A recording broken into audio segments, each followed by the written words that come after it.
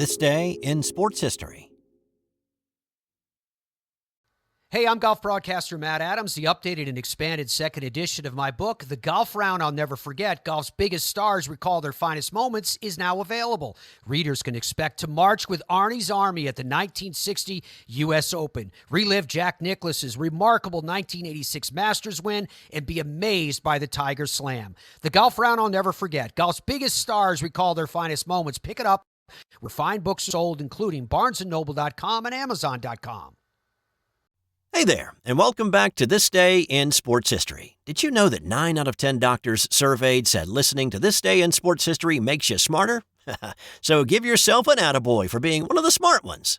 This dish is a member of the Sports History Network, a group of like-minded smart guys that love talking about sports.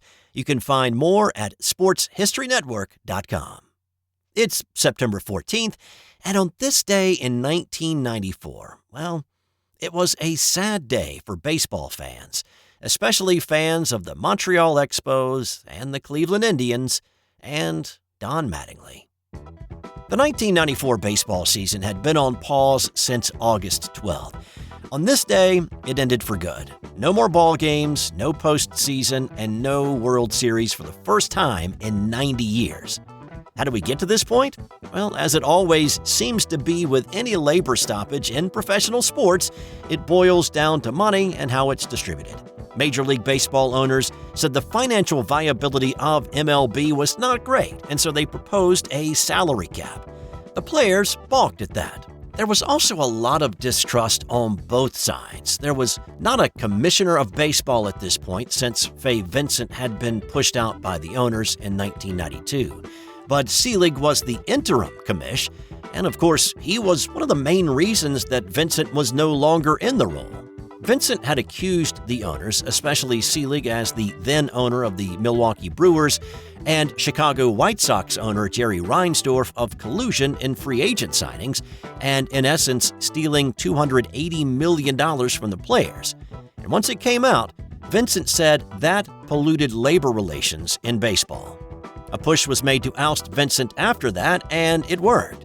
Executive Director of the Players Association, Don Fear, didn't trust Selig any further than he could throw him, and a proposal was made in mid-June that dangled the carrot of higher salaries to the players, but it would have cut out salary arbitration, still proposed a salary cap, and free agency would have started after 4 years instead of 6. Fear rejected the offer on behalf of the players a few days later, and that's the way it stayed until August 12th, when the players went on strike. Negotiations did not move the needle at all, and so on this day, the season was canceled. The Montreal Expos had the best record in baseball at this point, and despite having one of the lowest payrolls in the majors, they were playing like World Series contenders. It would have been the first time in franchise history if they'd been able to keep that up and then played in the World Series. There were no guarantees, obviously, but they never got the chance. The Expos would have benefited from a salary cap being one of the smaller market teams. But once the strike ended and no salary cap was in place, they had to ship off their top talent. The Expos never sniffed the postseason again, and they packed up the moving vans after the 2004 season and moved to D.C. Now, the Cleveland Indians were in a similar spot, sitting just a game out of first place, and they were ready to make a push for the postseason. They made a move to bring veteran Dave Winfield into the organization to be a veteran presence for young stars Manny Ramirez and Kenny Lofton.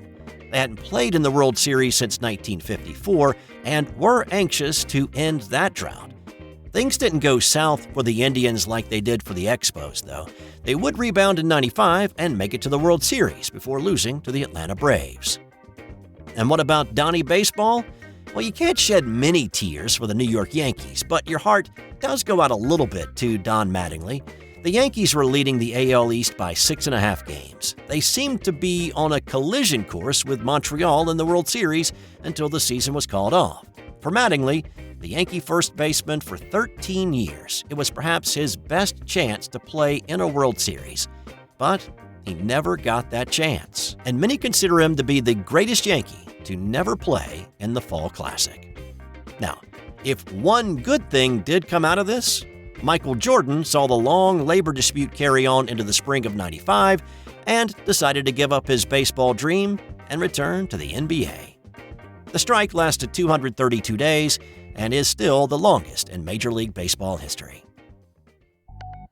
On this day in 1991, Marshall Faulk had his breakout game, and it was a doozy. Faulk wasn't even in the starting lineup for this one. His San Diego Aztecs were playing Pacific in their second game on the schedule, and T.C. Wright was the starting tailback. Faulk didn't even get his first carry until late in the first quarter, but he quickly made up for that lost time. He had rolled up 323 yards by the end of the third quarter, which bettered the Division I freshman record by a yard at that point. But he wasn't done yet. He picked up an additional 53 yards in the fourth quarter to finish with 386 yards on the day. Oh, and he scored a lot too. He rushed for 7 touchdowns en route to the rout of Pacific, 55-34. Faulk's 386 rushing yards topped the previous record of 377 set by Indiana's Anthony Thompson back in '89. Faulk's record would not last that long, though. His mark would be bested 2 months later by Kansas running back Tony Sands and his 396 yards. The record is now held by former Oklahoma running back Samaje Perine. On this day in 2003, it was another guy racking up a whole bunch of yards, but this time in the NFL. The Baltimore Ravens were playing at home against the Cleveland Browns. Unlike Faulk, though, Ravens running back Jamal Lewis was in the starting lineup, and he didn't wait very long to start rolling numbers like a slot machine. On the second play of the game and handling the ball for the first time, Lewis found a little room between the tackles, stiff-armed a DB, and then scampered to the end zone for an 82-yard TD run. He did it again on pretty much the same play call in the third quarter, blasting through the middle and outracing defensive backs to pay dirt, this one a 63-yard TD spread.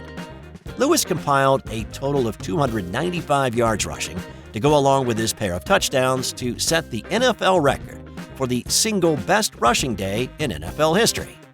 That record would stand for 4 years until Minnesota's Adrian Peterson pulled the old Price is Right maneuver and beat him by 1 yard in 2007. On this day in 2019, tennis player Nick Kyrgios had a nearly match-long meltdown of epic proportions, and it cost him a lot of money. This was a second-round match between Kyrgios and Russia's Karen Khachanov in the Cincinnati Open. It started in the first set when he got frustrated at himself not being able to get his first serve in. Serving at 1-2 in the first, his first serve caught the tape, and it came right back to him. He then launched the ball into orbit, which was his first warning that came just 9 minutes into the match. Kyrgios kept it together enough to win the first set 7-6. In the second, serving at 4-4, Kyrgios then got frustrated with the shot clock operator, saying that they were starting the clock to serve the next point before the previous point was even over. Now, that's a bit of a stretch. That was not actually happening, but that's the way Kyrgios was arguing. After holding serve, he spent the time during the changeover haranguing chair umpire Fergus Morphy about the quick clock. So the rule is the shot clock starts after the chair ump calls the score. Kyrgios kept up the dialogue with Morphy point after point. And the interesting thing is he never got a time violation on his service. And then he started calling Morphy a potato. And it just got worse from there. After losing the second set tiebreak to send it to a decisive third set, Kyrgios started shouting to whoever was listening that Morphy was the worst ref ever. And he continued, and he continued, and he kept going. And then he dropped an expletive to get a point violation. Then he took a bathroom break to go destroy 2 rackets. That nearly resulted in a game penalty, but even though the television audience saw it, nobody confirmed seeing it among the officials, and he skated on that one.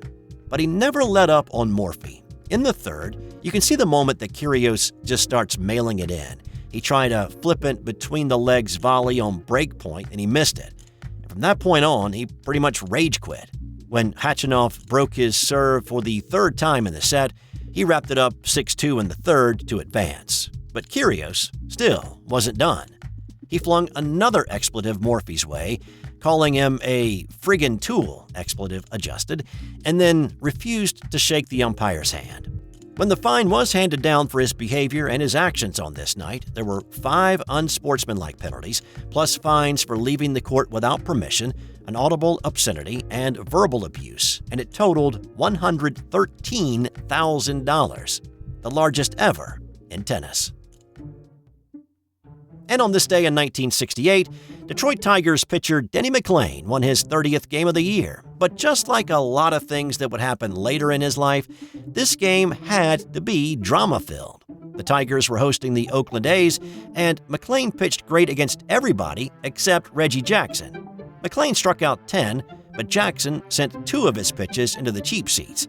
Heading to the bottom of the ninth, the Tigers trailed 4-3. McLain was due up to hit. The DH would not be instituted until 1973 in the American League, and he was sure to be pinch hit for. So if the Tigers could not muster enough to win the game, McLain's hunt 430 would have to wait until his next outing. Al Kaline hit for McLain, drew a walk, moved to third on a Mickey Stanley single, and then scored on a throwing error to tie the game. When Willie Horton drove home the winning run a few minutes later, it was celebration time in Detroit. The win gave McLain 30 on the year, becoming the first pitcher since Dizzy Dean in 1931 to win that many. He would go on to win another one to finish the season with a 31-6 record. McLain is the last pitcher to reach that plateau and will more than likely be the last to ever do it. The closest to come since was Steve Carlton's 27 wins in 1972. Time now for today's not a zilch bupkis, nothing at all to do with sports, did you know? The 1956 movie The Conqueror, starring John Wayne as Genghis Khan, was filmed in Utah, close to the area where nuclear testing had been done. The film crew had been told it was safe to shoot there. However, within 2 decades, 91 of the 200 cast and crew developed some sort of cancer, with 46 dying from it. One of those being John Wayne. That's all I've got for you today. This and every episode of This Day in Sports History is researched, written, voiced, and produced by me, Steve White. I also do the fact-checking, or at least I try to do it as best as I can. Like 2 days ago, I said that Artis Gilmore played with the San Antonio Spurs, as if that was the only team that he played for in the NBA, when in reality, he really made his mark with the Bulls, and then he went to the Spurs before finishing his career in Boston. So I wasn't wrong, but I could have been more right. Enjoy the rest of your day, and I'll see you back here tomorrow for another edition of This Day in Sports History.